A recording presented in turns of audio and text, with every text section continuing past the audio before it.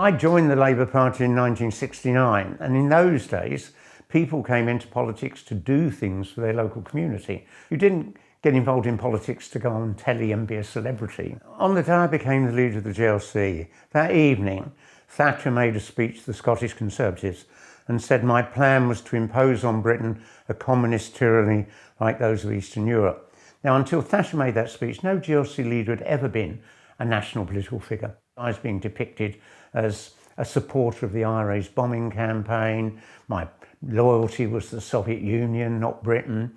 I was attacked 3 times physically on the streets in the month after Thatcher made that speech.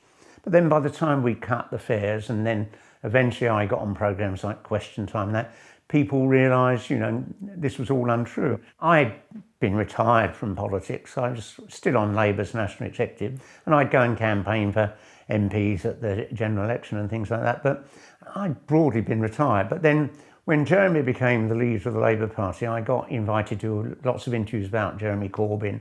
And I was doing radio and TV interviews saying Jeremy could win the next election, he's a genuine socialist, he'll be a good Prime Minister and so on. And then the media, some of the media started to raise these issues. This is a problem of anti-Semitism. I think what's so important about challenging the ERHC report is that a substantial chunk of the Jewish community believes all this lies and smears about Labour being anti-Semitic, and that causes a fear and a concern. And we need to make certain that the Jewish community doesn't have to live with that worry and concern. If you want to have a serious political world, people must be able to find out what the truth is, not just endlessly see lies and smears being repeated in the media. Their report implies that I supported what Naz Shah had said. Well, I made it absolutely clear. I thought what she said was over the top, but I didn't think she was anti-Semitic. A lot of people say things and get them wrong. And equally, the idea that I would have said Hitler was a Zionist is absolutely bizarre. As a man who loathed and feared Jews all his life, I simply made a reference to the deal that he did with the German Zionist movement in the summer of 1933.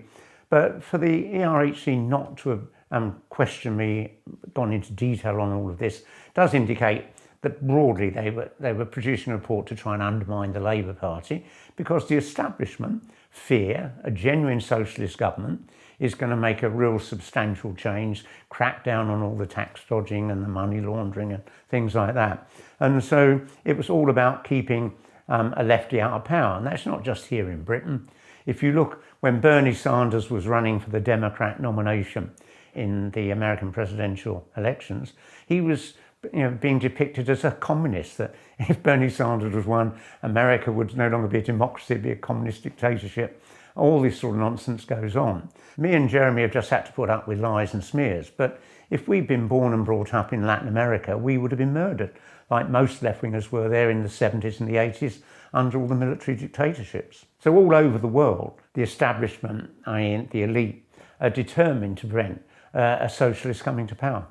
When Jeremy became the leader of the party, no one had anticipated that as a possibility. And no one was really prepared for it. Neither was he. He'd spent almost 4 decades sitting on the back benches of the Labour Party. And he just didn't really cope with it, I think. That's the problem. There was this leaked report investigating what was happening in the Labour Party bureaucracy. And it details all these amazing emails that senior officials in the party bureaucracy were sending each other, really hostile to Jeremy Corbyn, desperate to get rid of him, and ramping up anti-Semitism, even though we just not had that as a problem in the history of the Labour Party. When you had the Labour MP, John Mann, shouting in my face, I'm a Nazi apologist, then launching this big lie that I said Hitler was a Zionist, and then about an hour later, the General Secretary of the Labour Party suspends me without picking up the phone to ask is any of this true. But then it took off massively. It dominated the news in the days that followed. And Jeremy should have clamped down, suspended the General Secretary, so you can't do things like that, come out and said there isn't a problem with anti-Semitism. Part of the problem with Jeremy is he needed to clamp down on the people undermining him. But in all my life, I've never met anyone nicer than Jeremy Corbyn. No one would say that about me. If you're in power, you occasionally have to be quite brutal in getting rid of your enemies and things like that. Jeremy would never do that. He allowed all of this just to go on and on. That was the real weakness of this. Any politician who defends the rights of Palestinians or criticises the Israeli government gets smeared in this way. And an awful lot of politicians privately might agree with those criticisms. They just aren't prepared to say it publicly because they know the abuse they're going to get. When I became the leader of the Greater London Council back in 1981, one of the things I wanted to do was challenge all the sort of discrimination and prejudice we had, which was much worse then than it is now. Racism was endemic. Women were, subject to really appalling standards and abuse. Homophobia was virtually legitimate. I think I was the first politician ever to come out with an open defence and say that lesbians and gays are just the same as all the rest of us.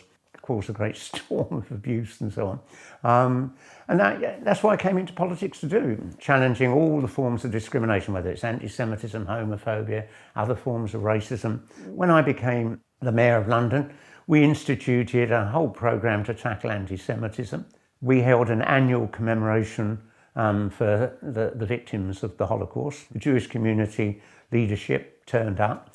And one of the reasons behind that was to make sure that the generation now growing up know about this history. So I've worked with the Jewish community just like I worked with the Irish community back in the early 80s, because in those days the Irish were all being depicted as supporters of terrorism and the IRA's bombing campaign.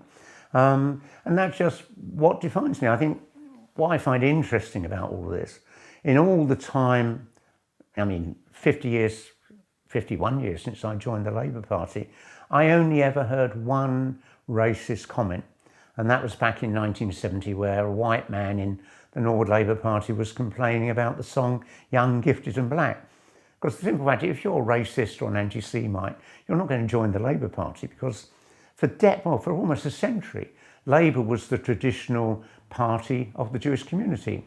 We had dozens of Jewish MPs. That's why I think many of us find this bizarre, trying to depict the Labour Party as inherently anti-Semitic. I think one of the things that disappoints me is that many of the people who work very closely with me over the last decades have gone very quiet since all these accusations came up. And I can understand why. They see the way I'm being depicted in the media, the way Jeremy Corbyn is. They think, I don't want that, so I just keep my head down. The trouble is, it won't go away. And it will come back and they'll use it against you as soon as you do come out in favour of something they don't agree with. And so I think we've got to stand up and challenge every one of these lies and smears. Otherwise, this can go on for decades or more. I'm sure a lot of people must think, how does Ken cope with all these allegations and smears? All I say is, I've had 50 years of this. But in all these decades, never have one of these accusations been proven true. And I've always had massive support from the community out there. When I ran as an independent for mayor, I got half the Labour vote. I also got 25% of the Tory vote. I think people saw me as someone who came into politics to make life better for people. So I've had all these lies and smears, but I've also had really good support from ordinary working class and middle class people out there on the street. And that's how I cope with it.